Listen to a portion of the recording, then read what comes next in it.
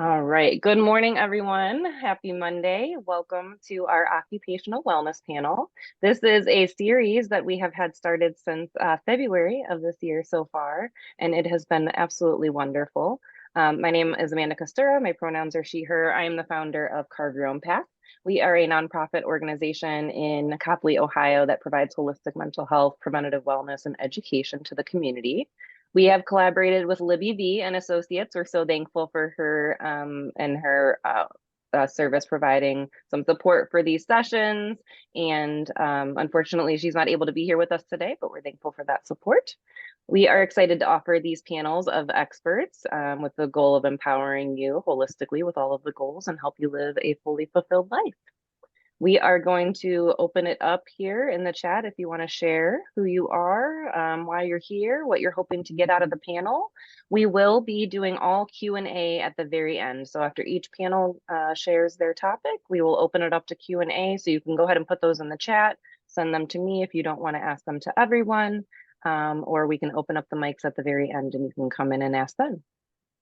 We will be recording this session, as you can see, and we will be sending it out to all registrants at the end of the event, along with all of those wonderful freemium gifts from our panelists. So be on the lookout for that email in the next day or two after the session. All right, let's go ahead and get started. We are going to start with our wonderful panelists here. We have Lori, Kim, Annette, and Jen are on the panel this morning, and Lori is up first. Lori Pieper is an author and the founder of Journey to Inner Joy. She's a certified Chopra Total Wellbeing Coach, Chopra PSM meditation instructor, Reiki master, yoga instructor, and Chopra Perfect Health Ayurvedic lifestyle instructor. Lori brings the magic of a unique blend of healing practices and life-changing wisdom to her clients through total well-being coaching. Her mission is to help women who feel like they've lost their soul working for the man, aka corporate America. Lori's clients gain the courage to set boundaries at work and at home in order to honor their own well-being. They gain clarity to know what is and is not negotiable, allowing them to unapologetically live the life of their dreams. It's your life, live it with clarity and passion. And Lori today is going to be talking to us about how to tap into the wisdom of your body when making life decisions. Lori. Thank you, Amanda, for inviting me, and thank you for that introduction. Good morning, everyone. I'm very excited to be here, having gone through corporate America and struggling through choosing, do I do what feels right to me, or do I do what somebody tells me just because they told me to do it? I feel like I have a lot of experience in making the right decisions based upon how it feels to me. So I was telling Amanda this morning that I had my whole speech written out, and then this morning I was inspired, and so I changed everything. So I hope everything goes well. But I look back on my life, when I look back at my career and how I made decisions, it's kind of funny because I never had really a plan. And, you know, when we're raised, we're told, have a plan. And a lot of times we're pushed into a certain occupation, or, oh, you don't want to do that. And up until about 3 years ago, I was still saying, one of these days, I'm going to figure out what I want to be when I grow up. So who am I to be on this panel? Well, I have to say that I was very blessed in my career. So the decisions I did make, I made because they felt like the right decision. And the big thing is, looking back, I always ran toward something. I never ran away from something. And why is that important? So if you think about movies, if somebody's running away from something, why are they running? They're afraid. And when we're afraid, when we're in that fear-based mode, we're in our irrational brain. So we're in fight or flight mode. And that means the blood's going to the irrational part of your brain and not the rational, compassionate part of your brain. And when you're making life decisions, you definitely want to be in that rational, compassionate, empathetic part of your brain. So when you're running away, that is a fearful decision. When you're running towards something, you're running towards something that maybe you love, or you may not even consciously know you love it, but there's something there grabbing you. And that's when you're going toward love and expansion. And the reason I bring this up is because one of the things I love doing is looking at the science behind stress and why things like meditation really help you to make better decisions and have a better life. When you're in fight or flight mode, the brain makes reactionary decisions, not rational decisions, reactionary decisions, fear-based decisions. So if you're trying to figure out what you want to be when you grow up, or what you want to do, what kind of job you want, if you're doing it out of fear, then you're making rash decisions. And if you're making decisions from your brain, you're going to get decisions that keep you safe, but not necessarily allow you to expand. So it's kind of, you're putting yourself in a box. You're keeping yourself safe, which is fine. But when you make decisions based upon your heart, that's when you can really grow and thrive. So I want to, I love that, Amanda, in chat, comfort, but no growth. Absolutely. And that's why a lot of people are dissatisfied in their jobs, because they are staying safe or they're listening to other people. So what I want to do a couple little exercises here.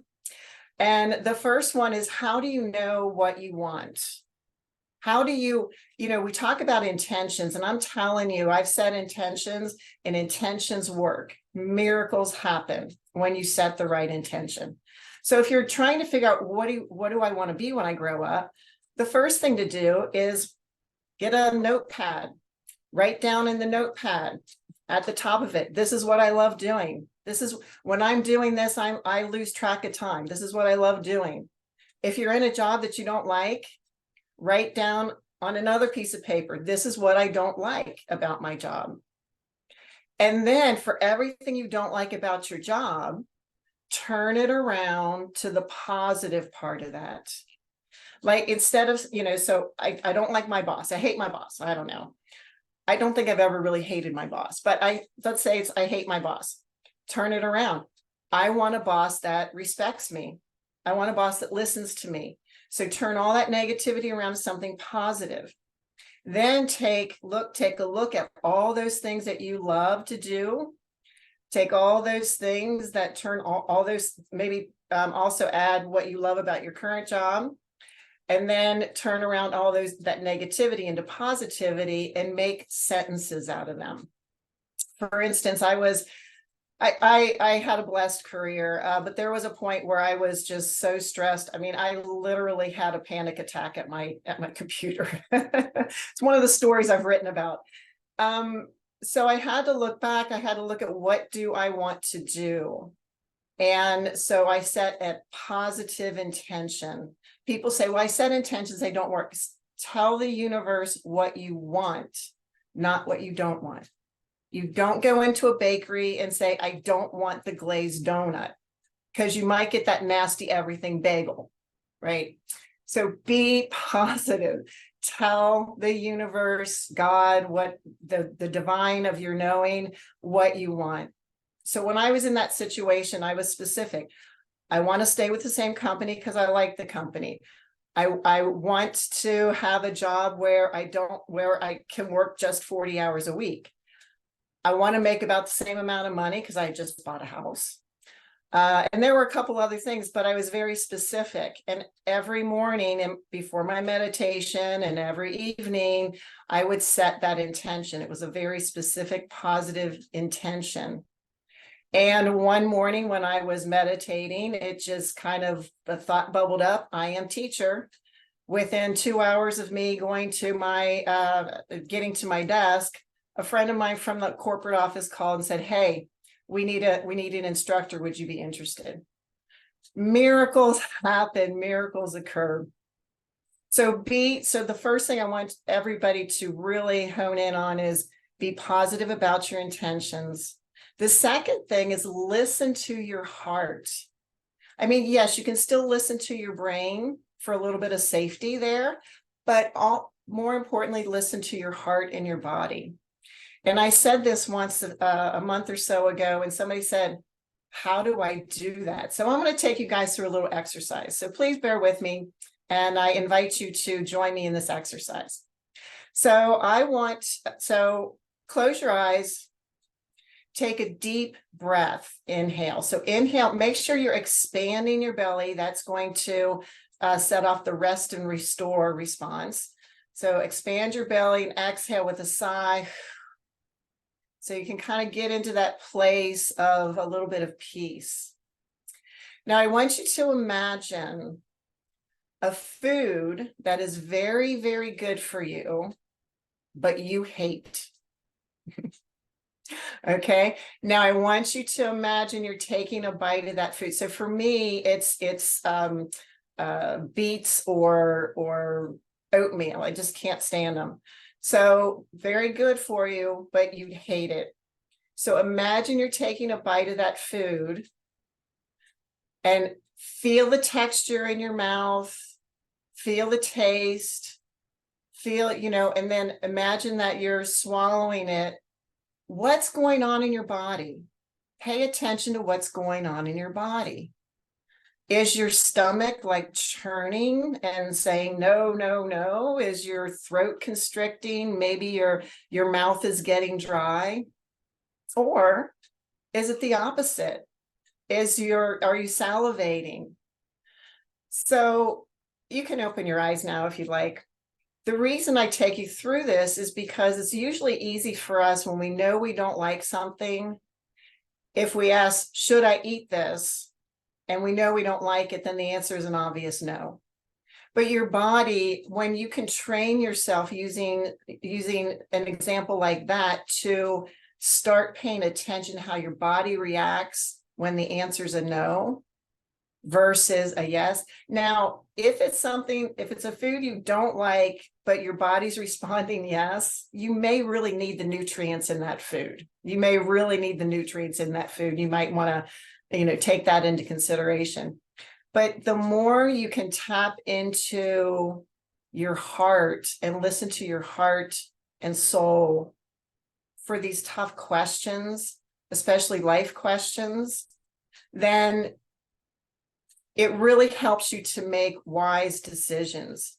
It helps you to choose what is right for you, even though everybody else is saying, no, that you don't want to do that. You don't want to, that's a terrible decision. So you have to trust yourself. And I also want to add, just sometimes what people do is they make these brave decisions. And then the first time that something goes wrong, everybody says, see, I knew that wasn't right for you. Lori, why did you make that decision? That was a stupid decision. And then you start telling yourself, oh, that was just a stupid decision. I'm going to go back to that place of being safe, right? Don't do that. Because when the universe gives us passion inside, there's a reason for it. We're supposed to be following that passion. That's where we find our joy in life. When we're following that passion, it doesn't mean everything is Pollyanna perfect, because we have things to learn on occasion, right? So maybe I need to learn something in order to, so it's not a failure, it's a lesson learned. I think it was Einstein that said, I love when something fails because I know that's one less thing I have to try in order to get to where I want to be. And that was I don't know if I said it right, but it's not a failure. It's a lesson to be learned. Maybe, and I've had this happen to me, there's someone I need to meet who is going to help me along my journey. Somebody, they say when the student is ready, the guru appears. And that is so true. So trust in what your body is saying, and what's right today may not be right 5 years from now. Always tap in. Is this still right for me? Is this still right for me? And nothing is ever a failure. It's always a lesson learned or someone you need to meet. Ask, what am I supposed to know? And I don't think I mentioned, sorry, I think I missed this, but when you set an intention, that positive intention, do it in the morning when you wake up. Do it in the evening before you go to bed. And if you have a meditation practice, do it before your meditation and then let it go. Don't worry about how to make it happen. Let it go. Things will start flowing your way. And it really does work. The universe, the God of your knowing, wants you to be happy. It's your birthright. It really, truly is your birthright to be happy. So anyway, with that, I think I'm out of time anyway, or close to it. So yes, hope that was helpful for everyone. That was wonderful. Thank you so much, Lori. You know, I'm the person saying listen to your body all the time. So that was wonderful. And I love that exercise. Um, I won't go on too much of a tangent, but I'm not sure if Jenna might know this one. There was one that we used to do back in a treatment that was a guided meditation that had someone going into a kitchen and, you know, opening the fridge and feeling the, you know, all of the different things and cutting open a lemon and biting into the lemon. And I remember that face of biting into the lemon. And when you made me, you know, it was mangoes and peas I was thinking of with your exercise. I could just feel my face pursing because I was like, no, I don't want to eat those. So thank you. That was so very good. And I think it was a wonderful exercise for how do I know if it's, you know, just impulsive or if it's actually good for me, or if it's fear, right? So that was a wonderful way of really deciding that. So thank you so much. Thank you. If you have any questions for Lori, feel free to send them to me directly and we will ask them at the end. All right, next up we have Annette Garsteck. She is a career reinvention coach, founder of Annette Garsteck Career Consulting. Annette helps women rediscover their worth, talk about their success, pivot to new roles or industries, or accelerate their careers. She is a recognized expert and speaker and has delivered keynote talks, participated in multiple business resource group panels, and led masterclasses on career advocacy. With 20 plus years of experience as a leader in training and customer service at global Fortune 50 and world class, I think that was Fortune 500, and world class healthcare firms, Annette now guides professionals on a path to self discovery and plot what is next for them in their careers. And Annette today is going to be talking to us about professional presence, communicating at work. Oh. Amanda, thank you so much. I appreciate the introduction and I'm so excited to be here.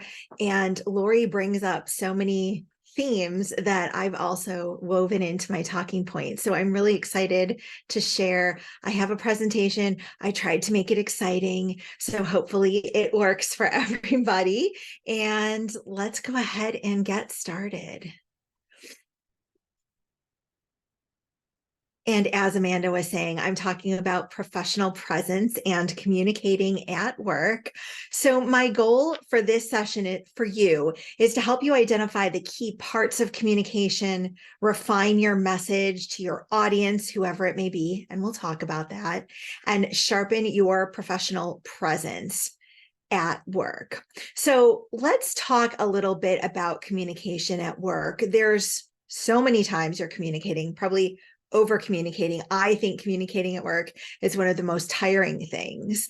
So when Lori was talking about being exhausted after 40 hours of work or plus 40 hours at work, I really think because you're on the whole time, right? It's like you're performing and you're giving people all of your energy. So sometimes when you can refine the components, understand them, you can preserve some of that energy for yourself and your time after work. So let's talk about what components make up our communication.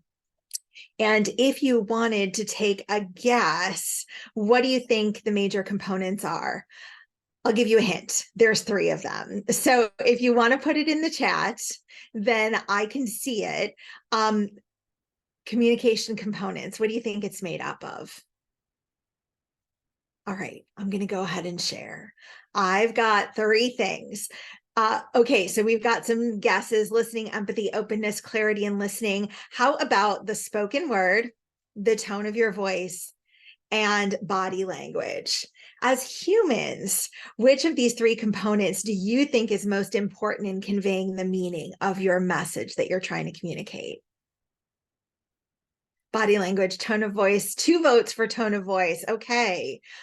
Well, let's start at the top. Words, the actual words you use, only account for 7%. Isn't that wild? The tone of voice that you use actually accounts for 38% of getting that message across accurately. And then body language is the whole thing almost. Well, not the whole thing, the majority, 55%. So how do you think that that's been going for us these last 3.5 years or so? When we're working remotely, we're not in the office with our counterparts. Communication's been kind of tough, hasn't it? Yeah, we only see the shoulders up. Yes.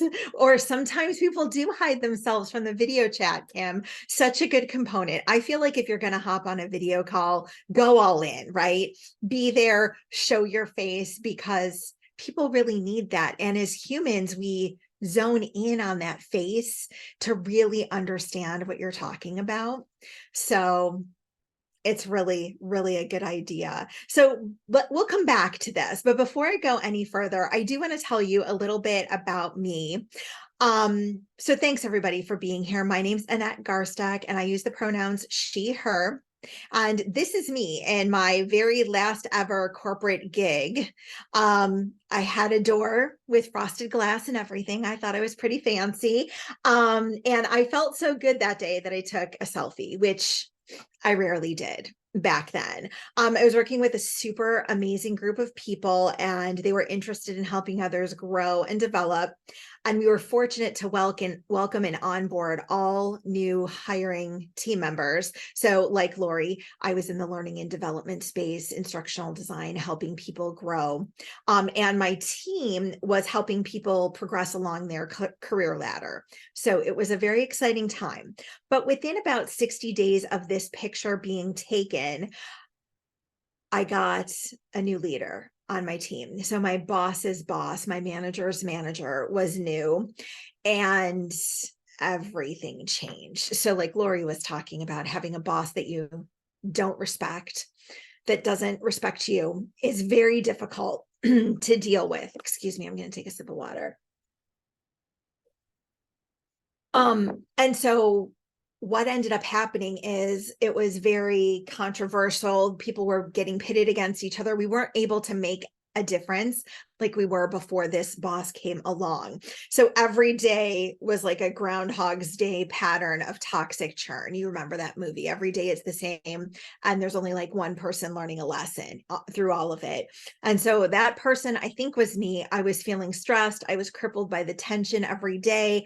I was spending long hours at work, and then I was too tired to even launch a job search. So can you relate to being so tired and stressed at work that you don't even have the energy at the end of the day to get out of there? So what I did was I simply walked away. I didn't have a plan. I didn't know what I was going to do. I rediscovered, though, what was true for me through some self-exploration.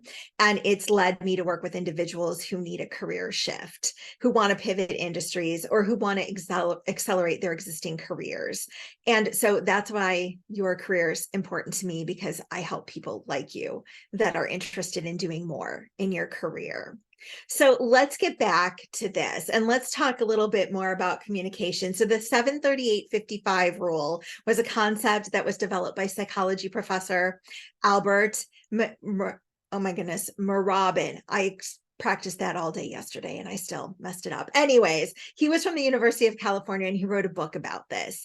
And in my corporate America roles as customer service leader and learning and development, I use this concept all the time to talk about servicing your customers. But I think the application is even bigger than just servicing your clients and customers. So let's talk about the mode of communication. How are you communicating?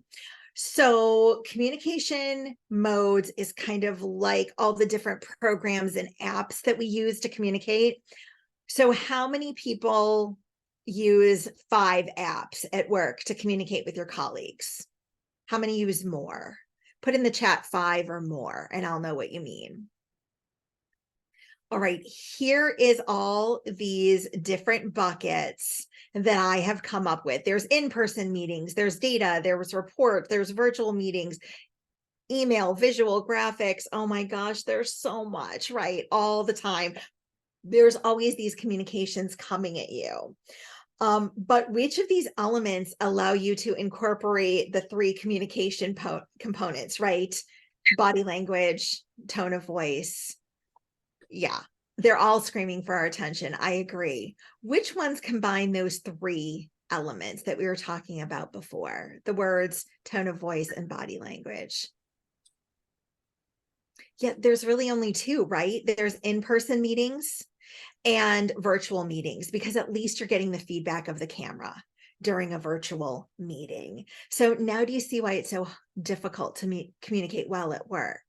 All right, so let's talk about your audience. Like, who are you talking to all day, right?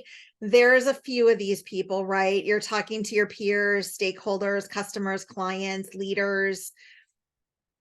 And then most importantly, all day, you're talking to you, you're talking to yourself, right? So please, I don't want to spend a lot of time on this, but when you're talking to yourself at work, Lori touched on this, make sure that you're talking to yourself like you talk to someone that you care about.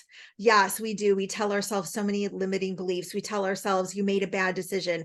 Oh, that question you asked in that meeting was a stupid question. Don't do that. Write it down. If your inner critic is like blah, blah, blah, talking in your ear all day, take a moment, write it down, get it out of your head. And then you start to notice it less and less, because you don't let that voice continue to live in your head and talk to you like that anymore.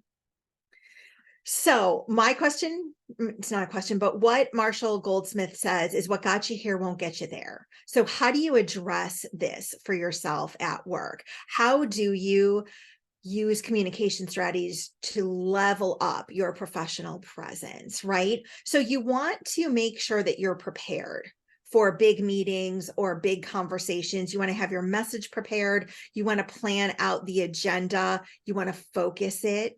Doing all this preparation will help you do that. You want to leverage as many components as you can. So if you have a tough conversation you have to have, I would recommend an in-person or a video conversation.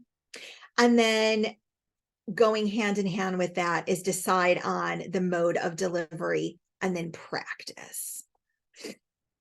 All right. And then active listening. Who said active listening before? I think you did, Amanda, right? You want to move distractions. If you can, shut off your phone, shut off the other chat boxes you have going on your computer. Listen to understand instead of listening so that you can talk, right? How many of us do that? I do it all the time. I listen so that I know what I want to say next instead of truly listening to you. Stay curious, ask clarifying questions, don't interrupt. Let that person finish their thought, and provide cues that you're engaged. So if you're in person, or at least you have your video on, you can make like some nods saying that you heard them or you understood.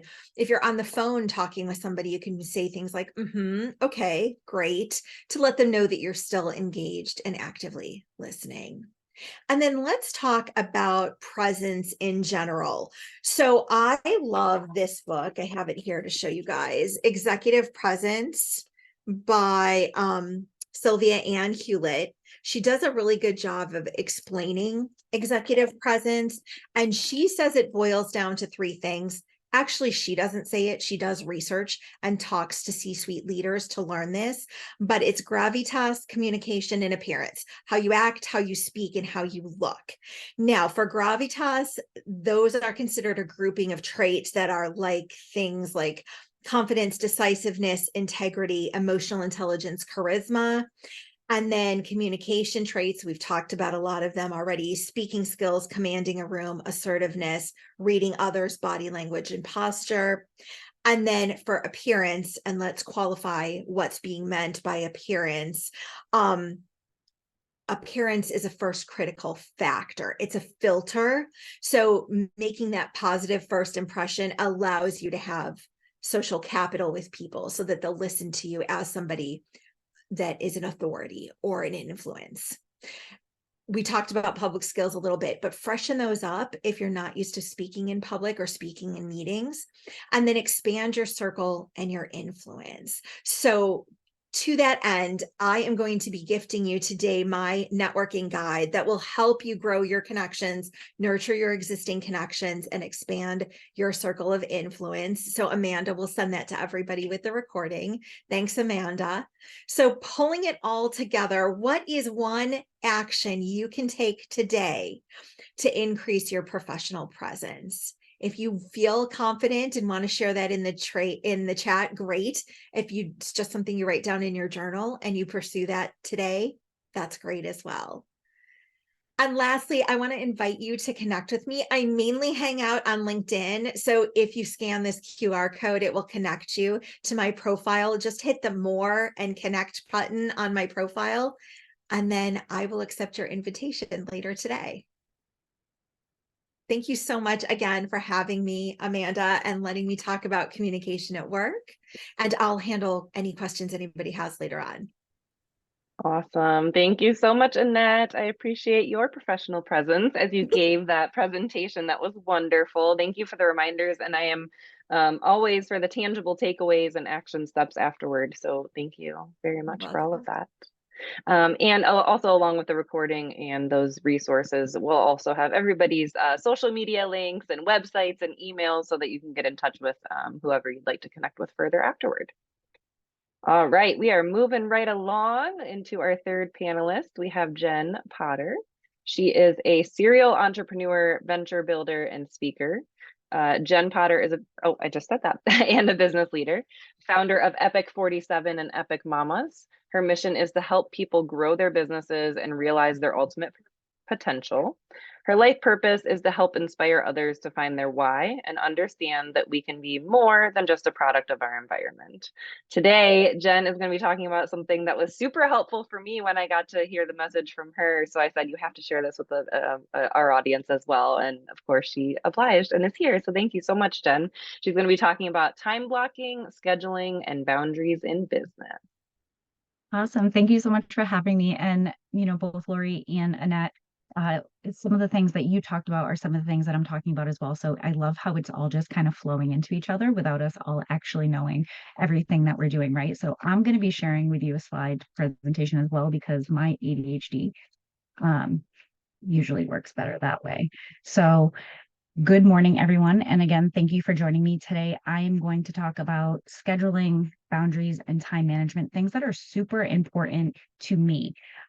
I know you gave me an introduction, but I wanted to kind of go through it again because I wanted to really explain why I'm talking about what I'm talking about. And so I'm a mom first and foremost. I have 3 beautiful children that keep me busy. That's a job in itself. I am an entrepreneur, business venture speaker. I am part of SCN as a territory leader. I'm a runner, a Spartan racer, and a surf instructor. And I find time in the course of my week to do all of these things. So when people tell me I don't have the time, that is an excuse. It's how we delegate our time, and it's how we do all of the things. I run 5 businesses throughout the course of the week. I train for races and Spartan races. I surf instruct all day Sunday, and I still have free time. And I was speaking with someone yesterday and they're like, I don't understand. How do you have free time? I'm like, that's a really great question. I'm really intentional with my time. A lot of times people are so overwhelmed. I always, when I'm talking, I like to ask, take a moment and feel yourself in this presence. Do you feel overwhelmed all of the time? Do you feel that you don't have enough time in the course of a day? Do you feel that, the day, passes and you're like, oh, I had about a million things that I still had to get done and I don't feel accomplished? A lot of times we all feel like that, and we start getting overwhelmed and it starts to snowball. Like I said, I have severe ADHD. If you didn't get that, I want to do all of the things all of the time. And I was always kind of put into that mold. Lori said this before, we were always told what we should be doing, what seems like, oh, this is the right thing. For a long time, I was told that I needed to do one thing. So I went back, I got my degree, I worked in corporate America, and I loved my job. I was a financial analyst and I really loved what I did, but there was no gratification. And I walked away and I'm like, what am I doing? Like, why am I doing this? I was overwhelmed for somebody else. I remember being in the hospital with my daughter who had to have emergency surgery, and I was doing a report for the state of Rhode Island. And it was in that moment, I'm like, why am I doing this? This is absolutely ridiculous. Like, if I owned my own business, I could shut this off And so it took a lot for me to really make a change on what I wanted to do because I wanted to do all the things. So I started doing all of the things. So one of the things I wanted to start talking about was our boundaries. Our boundaries are so important and they're not for other people, right? They're for ourselves. And so often we don't listen to our own boundaries. We're going to say, well, I'm only doing it for somebody else. I'm going to tell you that I'm doing this because I want you to respect my time. No, you need to respect your own time. I will always say in all of my meetings, and by the end of this call, you will never forget that. Every presentation I do, I tell people I only work Monday through Friday from 9 to 5. I actually only make myself accessible to people from Monday through Friday from 9 to 5. And if you're on this call, that's actually a lie. It's 4 p.m. If someone schedules a call at 4 o'clock, I'll have the call. But if the call does not exist at 4 o'clock, I am not accessible. And the reason why I do that is because I want to be accessible to my family, to my husband, to my children, to make sure that I'm more present. Because why do we do everything we do? Why do we work the way that we work? Why do we enjoy the things that we want to do if we truly don't, if we're not intentional, right? Lori said, you want to be happy. Why do we do those things? For me, right? I don't work on the weekends, but I surf on Sundays. So on Sundays, all summer long, I am a surf instructor. I do a mom's wellness program and I do a lot of other stuff with surfing. And it's funny because my husband's like, you said that you weren't going to work on Sundays. I'm not working. I'm living my best life. Like I'm super happy. I love doing all of the things that I am doing and being out there in the water. When Lori goes, that one thing that you do that you just lose track of time. I was at the beach yesterday from 11 o'clock in the morning to 8 o'clock at night.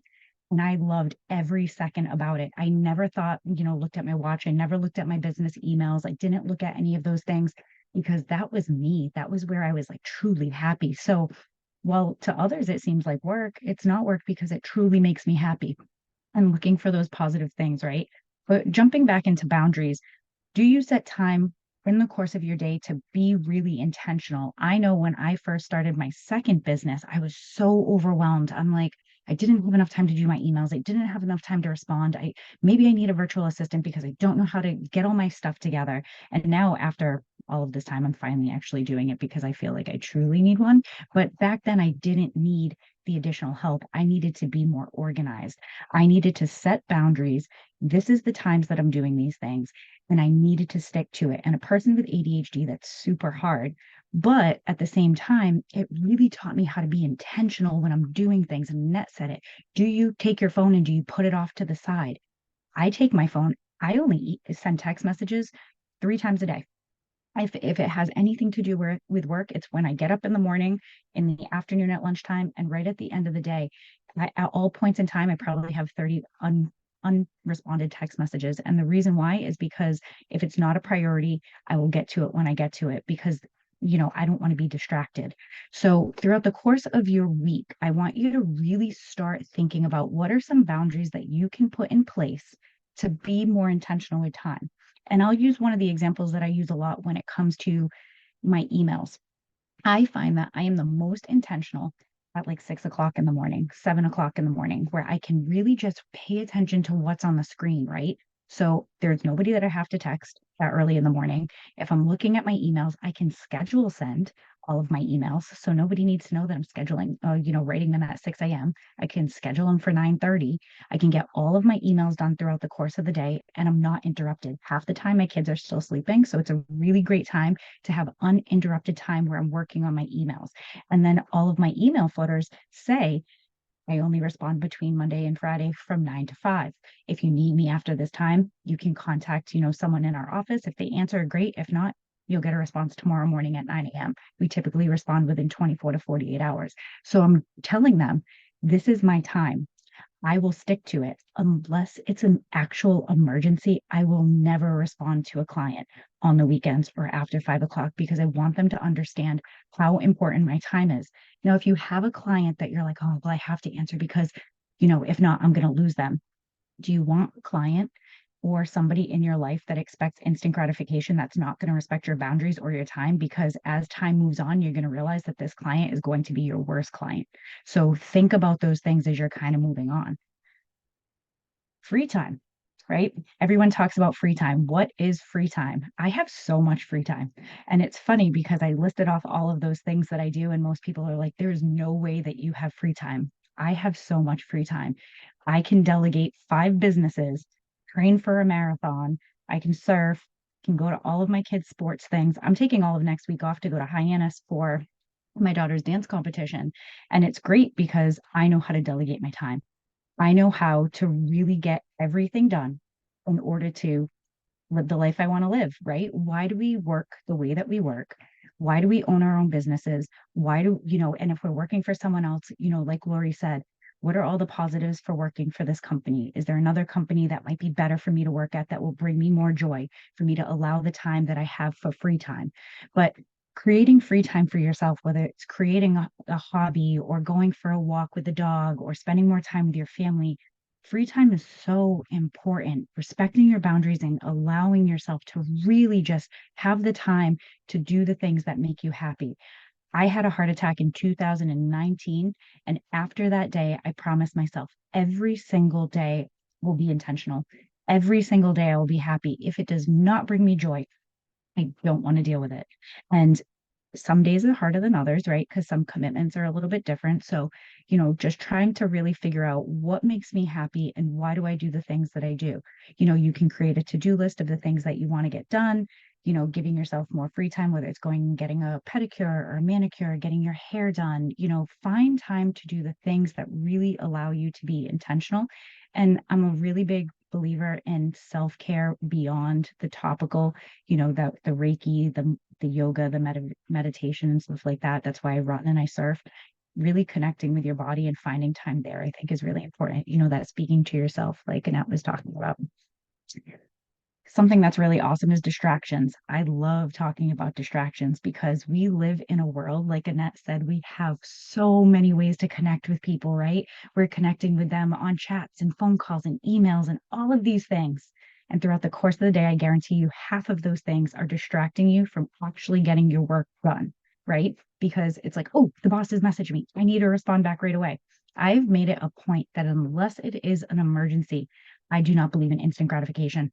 I will say it time and time again. When people text me and they're like, oh my goodness, it's been 3 hours. I'm so sorry I didn't message you back. I'm like, why are you apologizing to me? You live a life that I have to respect. And so if you omit that energy and say, I understand, just respect my time and just know, unless it's an emergency, I don't expect that instant gratification. We have so many different things that are distracting us throughout the course of the day, text messaging and scrolling on social media. A lot of us use social media for advertising. For me, I use it a lot for my own social media, but I'm really intentional when I do it. I find time that's scheduled to actually do it. We can use a schedule manager. We can have someone else post for us. For me, I like to do organic posting once in the morning and once in the afternoon at some point, but it's scheduled throughout the course of my day because it's so often that we're going to be like, oh, I'm going to read an email. And then you're sending the email and your computer froze and you're like, oh, let me just look at Facebook 1 minute, right? And then you're like, scroll, scroll, scroll. 7 minutes later, you're like, oh, I got to put that down. And then you go back and you're like, what was I doing? And you're like, oh yeah, another email. You just wasted 10 solid minutes. How many emails can you write in the course of 10 minutes? I know for me personally, I can write a lot. So really being conscious when I work, my phone is actually never on ring. So the only way I get a notification is if I wear my watch, and it will only vibrate or ring between Monday through Friday from 9 to 5. And after that time, it will only ring for immediate family, my children, my grandparents, my husband. That is it. My phone will not ring for anybody else for any other reason. For my other businesses, I pay people to work after hours. So at that point, it's on them. If it's an emergency, we figure it out. But it's really important to not make yourself accessible all of the time. Excuse me. So speaking of distractions, if you have an iPhone, I don't have this up for Android. So most people who have iPhones, I want you to look at this throughout the course of your week. At some point, find time, because if you have not done it already and your iPhone has not reminded you how much screen time that you have, if you look at mine, I spend an average of 5 hours a day on my phone.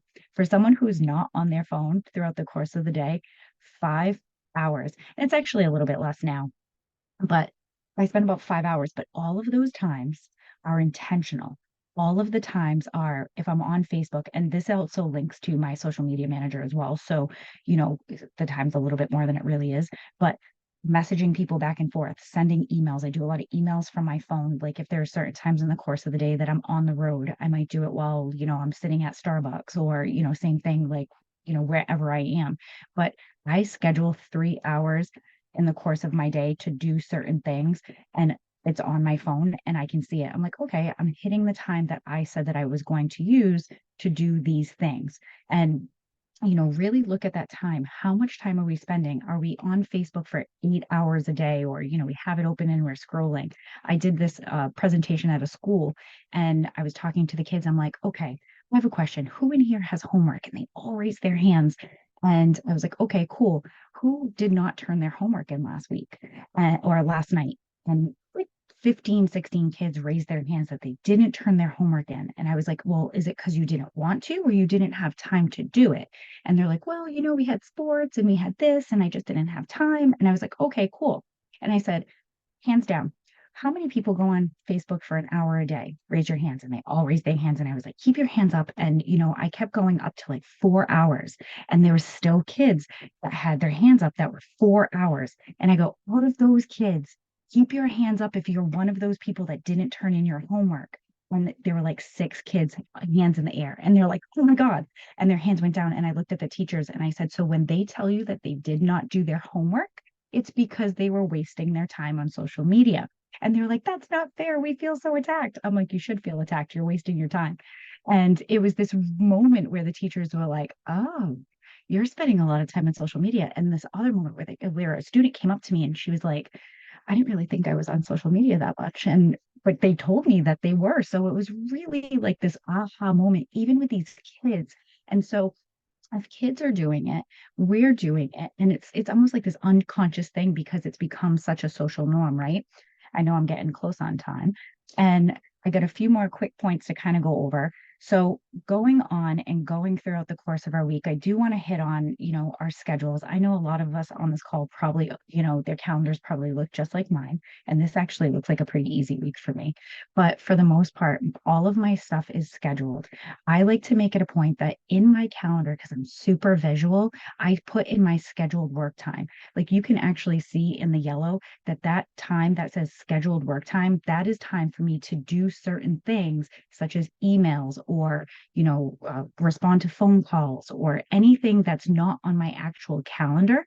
Those are the things that I make sure that I get all of my extra work done. And I work in between, before hours and maybe sometimes a little bit after.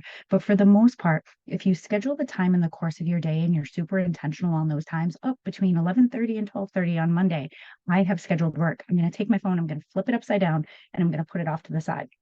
And that way, I'm not distracted. I can work on the things that I want to get done. And if you have a really hard time with distractions, set a timer. You can actually, and I don't want to say, oh, I probably would hear it anyways, but I always say this. If you say, hey, SIRI, set me a timer. If you put an earpod in or not, I always have earpods in, you can tell it to set a timer for a certain amount of time for however long that you want to work. It's fantastic. It's a great way to have your phone upside down and away from you. A timer is going off and you can get your work done. And so for me, that's how I started really getting intentional with my time. Again, Monday through Friday, 9 to 5, phone calls. I'll only accept a phone call if it's by an appointment only. And people are like, well, that's not fair. You don't answer your phone. I'm like, well, you don't answer your phone when you're busy. So respect my time. So making these things really, really noticeable. Time blocking, that kind of goes into what we were just talking about. So that's kind of reiterating some of the things, but, just continuing to really talk, get into the habit of time blocking all of your time, this time for emails, this time for social media, this time, for meetings. The more intentional you are with the time, and I'll say it over and over again, you'll start getting really better at it. And that's pretty much it. So if you have any questions, you can get in touch with me. Everything for my social media says, Jen, live your best life. It's a reminder to me, not to you, that every day that I live my best life. So when you think of me, this is what you see. Questions, comments, concerns, put them in the chat. I'd love to have a conversation. And thank you so much, Amanda, and everyone else on this call for having me. So thank you. That was wonderful, Jen. Thank you. Thank you. I selfishly am glad that I asked you to come here so I could get those reminders again about those important boundaries and time blocking. So we will definitely get to some questions and more conversation about that at the end. And we will definitely make sure that we have all of your contact sent out. And I just want to say thank you because every time I engage with Jen, whether it's just a quick email, it's like, hope you have a wonderful day, make it a great day. And it just always put a smile on my face. So thank you for that, Jen. I feel the same way, so thank you. And I just want to totally interrupt you and say your post yesterday made me so happy. You were seriously the biggest cheerleader, and I light up when I talk to you, and I get to be around you because your presence is amazing. So thank you so much. Thank you. All righty. Last but not least, we have Kim Laughlin. She is the owner of Cultural Apex Coaching. Meet Kim, the transformational coach who helps people love Mondays. Happy Monday. How does Kim do that? Kim has helped small and medium-sized businesses create a culture of success. Her secret, coaching leaders to prioritize proactive and productive dialogue for increased productivity and employee engagement in the public and private sectors. Kim also speaks to audiences of all sizes, promoting the importance of workplace relationships and their impact on the organization's success. The impact of this work transitions to personal lives to find an even balance between home, life, and work. And today, Kim's topic is communication, the other worksite wellness. Yeah, well, thank you so much, Amanda, and everybody. Such amazing topics. And I think that we all, as I was listening to everyone do their thing, is it all comes down to just kind of reaching out and using all these tips for that area of your life. We're all going to be there. And so I was in HR for 10 years ago. And I don't want this to come across as judgment, but the culture there, which I didn't realize at first, was the most toxic I've ever seen. And I've been in the corporate world for so many years. And I thought when I got hired, it was going to be very tactical. Well, that was not the case. It was almost, oh my God, what have I done moment. But after I went home and I cried a few nights and was asked to fire 9 people the first day, well, the first couple of days I was there, there was a moment where I said, there must be a reason why I'm here. There's got to be a reason why I'm here.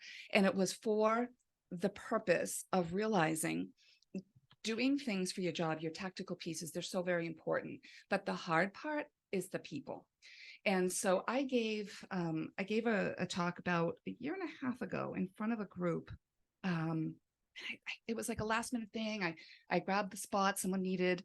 And so I said to them, and it was not very scripted, but I said, you can love what you do, but if you cannot stand who you work for or with, that peripheral vision will always be, where can I go? How can I get out of here? What can I do? You're never going to be present. However, if you love who you work for and with, and nothing against digging ditches, but you'll do that all day long because we're all social beings. And I have talked to physicians that have gone to school for 8-10 years, and they're just like, I can't do this anymore because of the people, not the patients, their peers and coworkers, all that. And I just said, what is going on? And so what I had was, and I wanted to talk to this topic today, was how to be more proactive and how to be more productive, but not looking to someone else to give that to you, because that's what we all do on social media, right? We go on social media, spend too much time on it. By the way, Jen, I know I felt attacked by you just a moment ago going, I know, it even popped up and said, you've been on. And I thought, oh my gosh, I'm doing it, right? And so what we need to do is be more self-reflective and so more self-corrective. So whenever I go out and I work with clients, the first couple of sessions when they're one-on-ones, it is a gripe session. And even though I set it up to, listen, we don't want this to be a forum for complaint, but it's an area for them to come to a safe place because they're confidential conversations, for them to just tell me what's going on. And what they know is how to just vent and get it out. Just get it out. And what I listen for is what's going on between the lines. So for instance, if I'm talking to a leader, and this is one of the things to be proactive, but also there is a reactive piece, but in a very positive way. So if a leader comes up to me and they said, listen, I get an open door policy and no one uses it. So one of the things I do is I write that down and I talk about, why do you think that is? Why do you think that is? And if they can't come up with anything, what I'll do is and they know ahead of time that this isn't the time for them to be very vulnerable, accountable, show up, because you cannot rely on other people to make you happy. Yes, other people can have areas in your life that do make you happy, but you can't depend on that. And outside of some extenuating circumstances, and I get that, but in the majority of the sense of the words that I'm using, it is for regular everyday. I'm going to work. I can't stand Sally. She sits next to me. She drives me crazy. She's loud. She's this, she's that. I'm more reserved. And that just it grinds on me, and it grinds on me. So what do? I go to my coworker that's going to give me that captive audience, and I'm going to tell her about it, or I'm going to tell him about it. And they're going to get on board and go, right. Yeah, yeah. And so there's this fight to be right at all times. But what we never do, and I have done this myself, is never really step into how can I be accountable? How did I contribute to it? And how can I be vulnerable to go and ask and say, I'm going to use Annette as an example. So I'm going to go up to Annette, even though I'm a little worried about how she might respond. If this is something that's making me just not want to go to work on Mondays, is because her and I just had this tension. I can't really put my fingers on it, but it's just there. That passive aggressive eye roll, or that dismissive way of thinking. Interruption just is exactly what she was saying earlier, without intentional listening. If I'm not doing that, I'm causing the problem too. So I can go to Annette, and I always tell people, if you're able to put your ego and fear aside for just a moment and ask this one very powerful question: Annette, what is it that I might be doing or not doing that's causing this tension between us? And every time I talk to a group of folks or one-on-one, they go, so, right? The ego's going, whoa, whoa, whoa, wait, whoa, no, I'm right, because she's the one that's the problem. And I'll say, but why don't you just give it a shot? Just give it a shot. More times than not, when it is actually implemented, someone will come back to me and go, wow, they responded, they were very defensive. I said, that's okay. You just brought awareness. Or they came back and said, we have been in this friction for 5 years, and now we have open dialogue because someone was able to crack open that egg and let out the light. How many times, fear, exactly, Amanda. How many times in your life have family, this all can apply to both work and home, that you have an in-law or a friend that you just like, you might be a little passive aggressive. They're that way with you because they don't know how to have the conversation. They don't know how to have the conversation.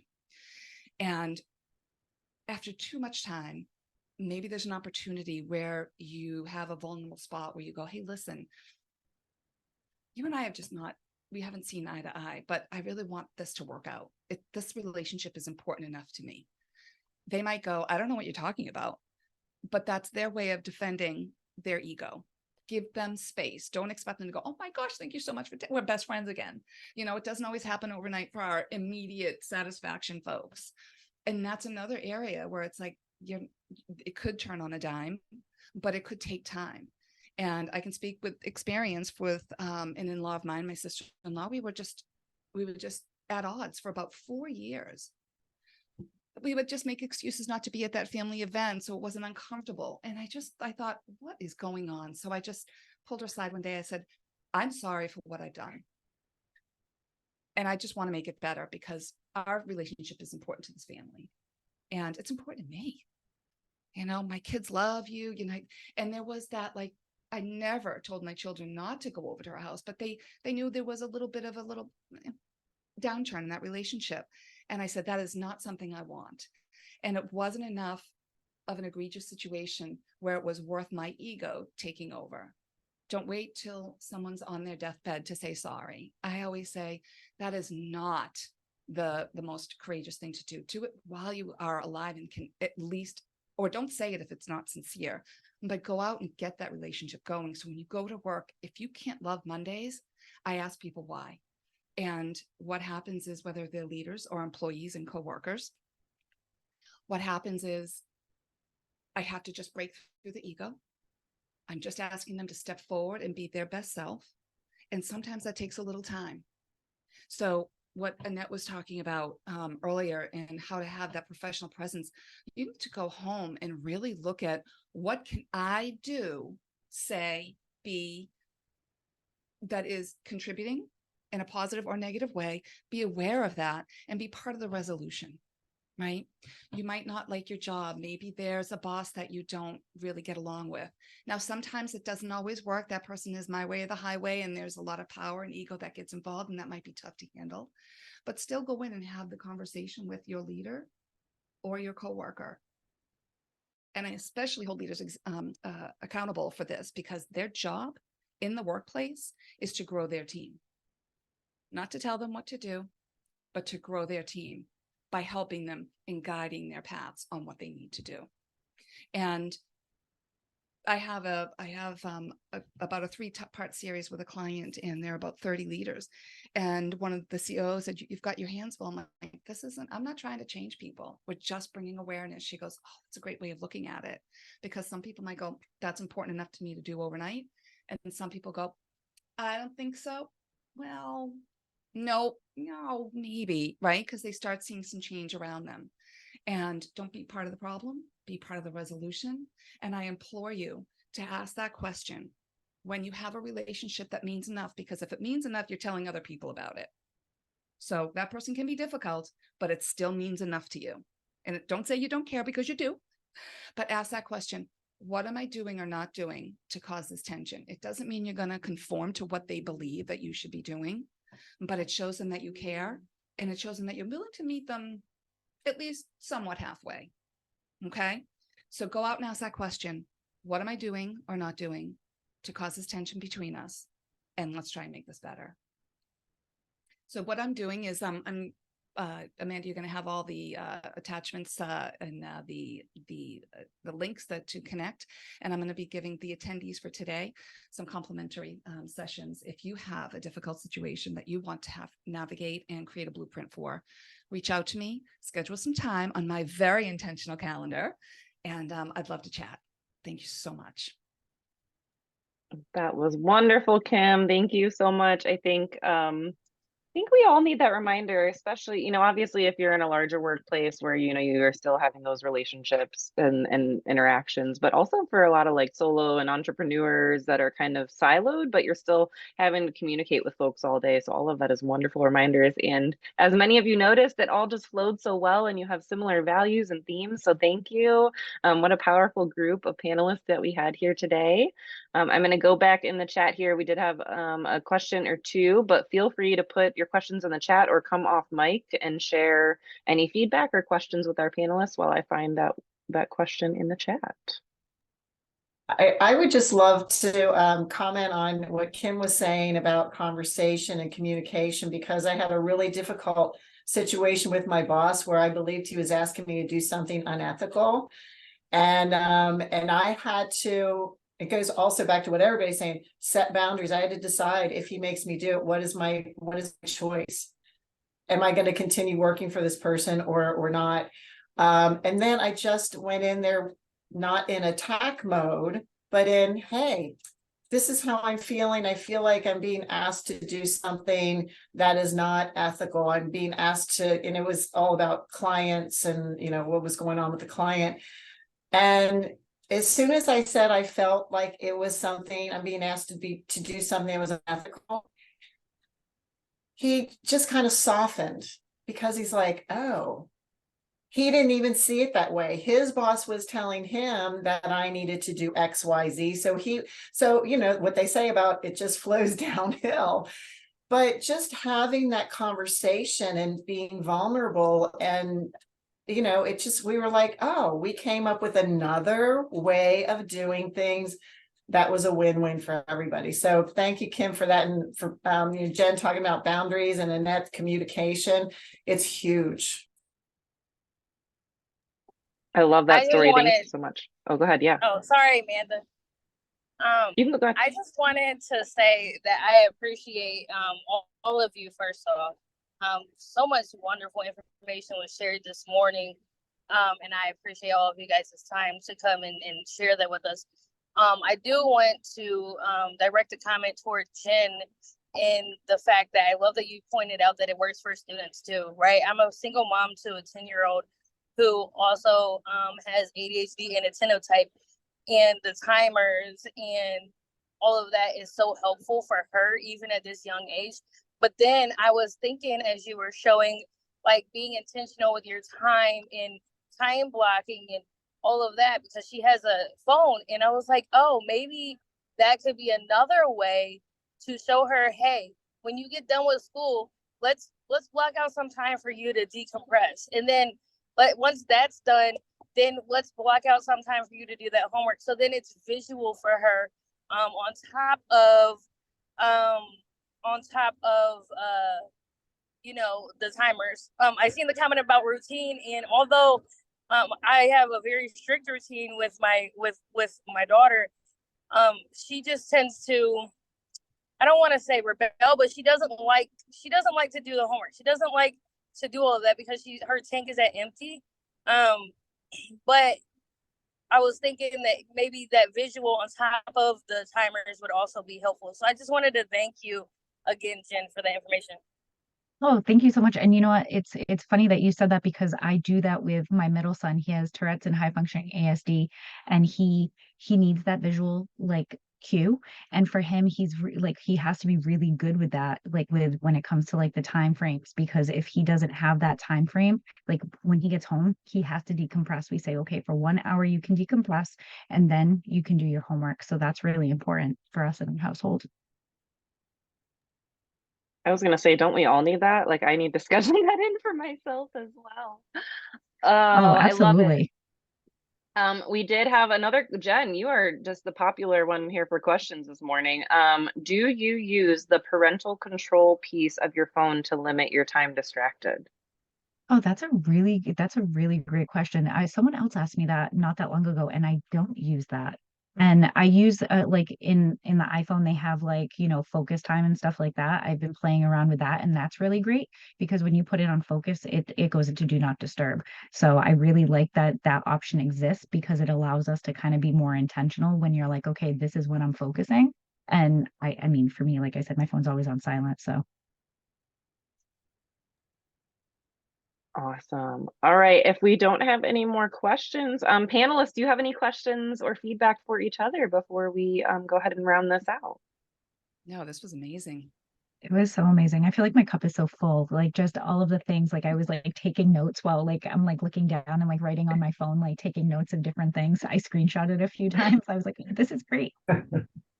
I'm definitely going to I'm assuming that we're going to get the recording as well, because I'm definitely going to go through it again. And because I didn't want to distract myself with notes and all that stuff. So yeah, I got some great tidbits out of it. And yeah, Jen, I don't know how you actually have free time. That's